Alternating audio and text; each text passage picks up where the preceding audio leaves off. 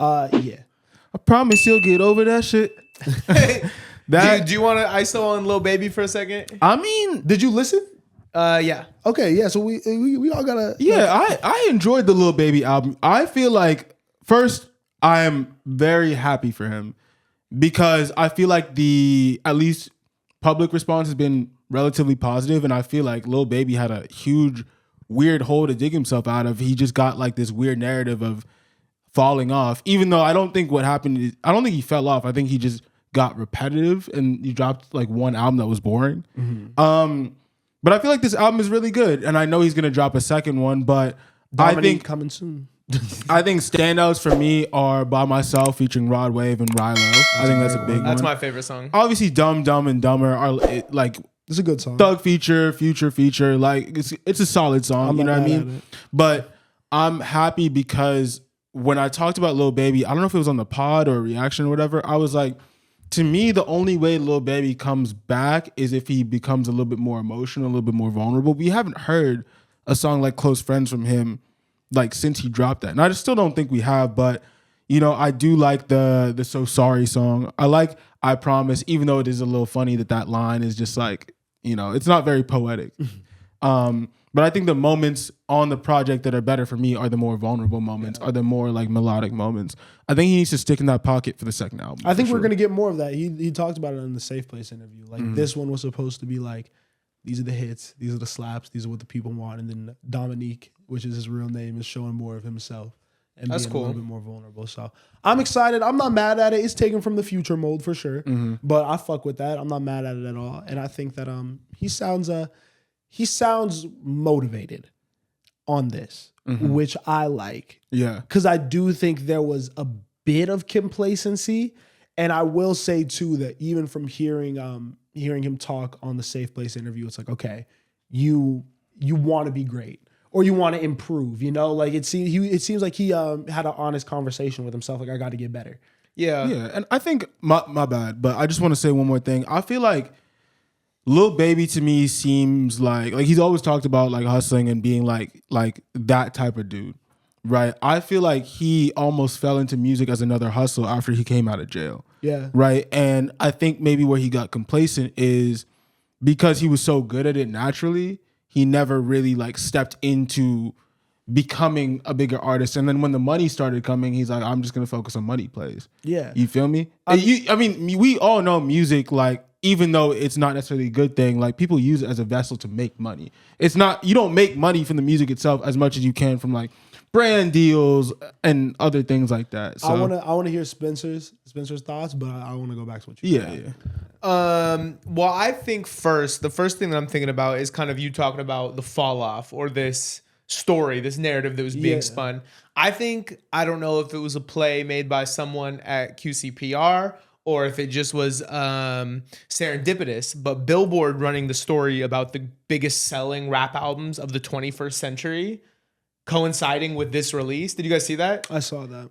My Turn was the best selling hip hop album of the 21st century. I think that reframes things in a better light because it's not like he just got complacent. No, he had just dropped maybe the most commercially successful album of the millennium. How do you live up to that? Like, let's not talk about this like this is the same situation Gunna was in after his first project. You know what I mean? It's different. Like, My Turn was really, really special. that's a very crazy stat. You know? I mean, I was shocked. But then you go back and like you think about it and like there was songs on there that people were attached to.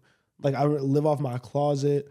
What's the one? We Paid is on there with 42 Doug. Yeah. There was a couple on there that kind of went stupid. Yeah, even songs like I think he has like Catch the Sun on there, which was on that Queen one and Slim. movie. Oh yeah. And like even songs like, even though it was dumb, like Whoa, like people play that song low Whoa key. was on there, and then what was the other one? Something to Prove. Let's just Something to Prove oh my God. was crazy. And Emotionally Scarred. Yeah, Emotionally Scarred. Emotionally Scarred was on there too. I'm not gonna lie. Emotionally Scarred is one of them.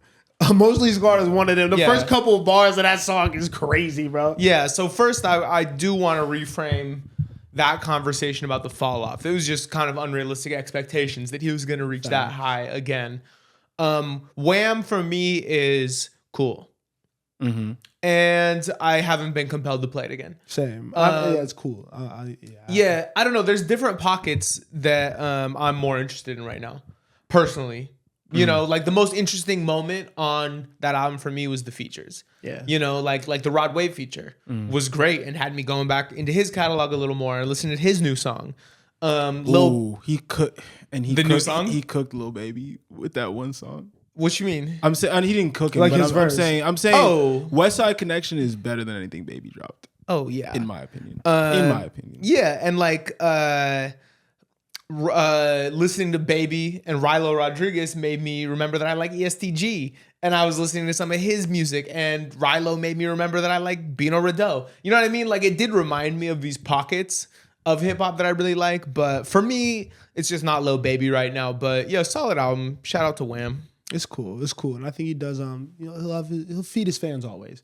I think he does have an established fan base at this point. There is a certain type of situation where people are going to be listening to Lil Baby. So if he catches one, that'll be huge. Yeah. If he could get another charting song for real, like I know Dumb and Dumber is doing good, but like I think that's benefiting off names. Like if he gets something that people are really playing, maybe catches on TikTok or something, like I think that would be huge for him. And I think he might get one on the next album if he does go more melodic. The close friends is what you shoot for. 1,000%. That has to be the goal. It's also what's working, I feel like, in the lane. Like I don't know. Like I said, Rod Wave to me is low key in Baby's lane and is one of the bigger artists. You have Rilo who does similar things, Huncho, No Cap. Well, I guess No Cap isn't as big, but I don't think that they're in the same lane as Baby because they sing a little bit and like they're more melodic with how they deliver this stuff. Baby has moments like that, but Baby is a rapper at the end of the day. Like no, that's facts. But some of his biggest songs are the melodic songs. Definitely. But I think that's with most artists. But I think like I put Baby in an ESTG lane, Babyface Ray, V's, like street rap to me. Or am I No, tripping? I think you're right. You're right. I think he can exist in both pockets, but ultimately you're right. Or I look at him as like a Quavo. Is that crazy? No. How is that? Why is that laughable? I don't know. The same way Quavo does melodies and rap. I didn't want to laugh, but you look at him like a Quavo, Lil Baby. In terms of like how After they talking like about approach, how Baby's not melodic. in terms of how they like approach. Yeah, Quavo be rapping, Quavo is melodic. but is he as melodic as Rod Wave? Like I don't. No, Rod Wave is a singer though. Type shit. That's But what I'm is he as differentiating. melodic as Rilo Rodriguez? Yes, far more. I think Rodriguez is in the same lane As Quavo? Yeah. But you just said Rilo wasn't in the same lane as Baby. I think because they be Rilo is in singing. that. I think Rilo's in that lane. I was thinking Huncho's not in that lane. Rod Wave. Who else? Like if you know, like the Florida niggas, like the low shimmies. They're in the singing lane. But low shimmy, I feel like low shimmy is starting to differentiate himself. Especially, I mean, obviously he just has the Brent record right now that's going crazy. But I think even the pairing with Brent is like on some like I'm different than I said this in 2021. No, this is not me going at you at all. Okay. This is like, me just what's mad going at the on? world because I was saying, bro.